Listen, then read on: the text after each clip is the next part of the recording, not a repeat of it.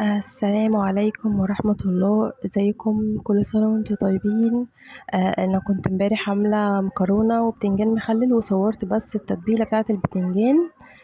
سريعة جدا وسهلة، وحبيت ان انا اقول لكم على الطريقة النهاردة.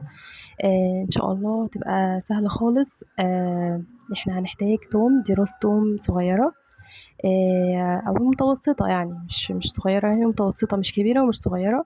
ودي حزمة كزبرة، أنا بحطها في المية عشان ما تتبلش مني. وده فلفل أخضر وفلفل حراق، رومي أخضر ورومي أحمر. وكمان في شطة خضرة. ممكن نحط الفلفل اللي هو الأحمر الألوان عادي، ممكن نحط الأحمر البلدي اللي هو البارد، ممكن نحط الحراق الأحمر.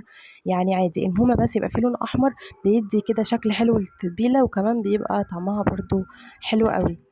نعصر بقى ليمون، دول كانوا حوالي 5 6 ليمونات على الفلفل ده كان برضو حوالي 3 فلفل رومي أخضر، وواحد رومي أحمر كبير، و4 أو 5 شطة أخضر، فلفل أخضر حراق.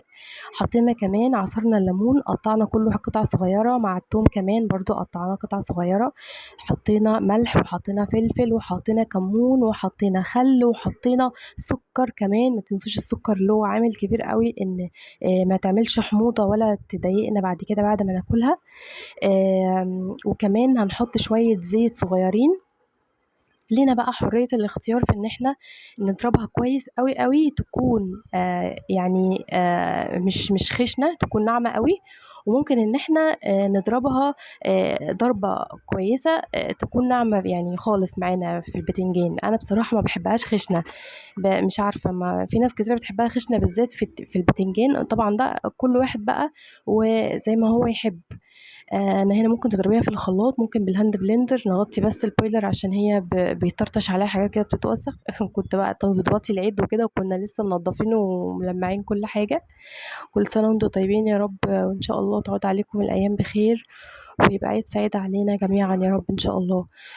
كده اهو ضربنا كل التتبيله كلها مع بعضها، الثوم والفلفل والخل والليمون والكزبره، كله مع بعضه بكل التوابل، ملح وفلفل وكمون. مفيش حاجه اكتر من كده. ممكن تحطي شطه خضراء او شطه اللي هي قصد السوداني لو حابه. هنا طبعا البتنجان انا بقليه عادي جدا في الزيت، ما بحبوش مسلوق بصراحه. انا ضربتها ضربه كويسه عشان بحبها ناعمه. انت ممكن تخليها يعني عادي خشنه معاكي زي ما تحبي. نحطها بقى في برطمان، بتقعد معانا في التلاجة. على فكرة أصلا كمان السكر مادة حفظ، فهي ما بتبوظش بسرعة، ما بتبوظش خالص تقريبا، يعني ممكن تقعد معايا شهور والله ما بيحصلهاش أي حاجة. آم، ممكن نحطها على الطماطم مثلا، بتبقى طماطم مخللة حلوة، ممكن نحطها على البتنجان، نحطها على الفول، نحطها على أي حاجة، بتبقى تحفة بصراحة. فهنا اهو، دي بقى كان زيادة عن البرطمان، بحطه في طبق كده بره، عشان ده بيبقى بتاع الأكل بتاع اليوم اللي أنا بعمل فيه التتبيلة، يعني معروفة. فجربوها سهلة قوي، ما خدتش وقت تقريبا، يعني مش اكتر من 4 5 دقايق.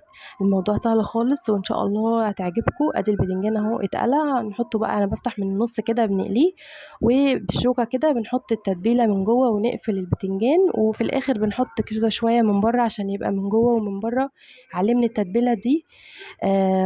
ان شاء الله يا رب تبقى سهلة، ويا رب ابقى بقدم لكم اي حاجة ولو بسيطة. انا عارفة ان كل وصفاتي سهلة وللمبتدئين، فمحدش يتريق يعني. ان شاء الله بس ابقى بقدم اي حاجة بسيطة تفيدكم بإذن الله. وكل سنة وانتم طيبين، والسلام عليكم ورحمة الله وبركاته.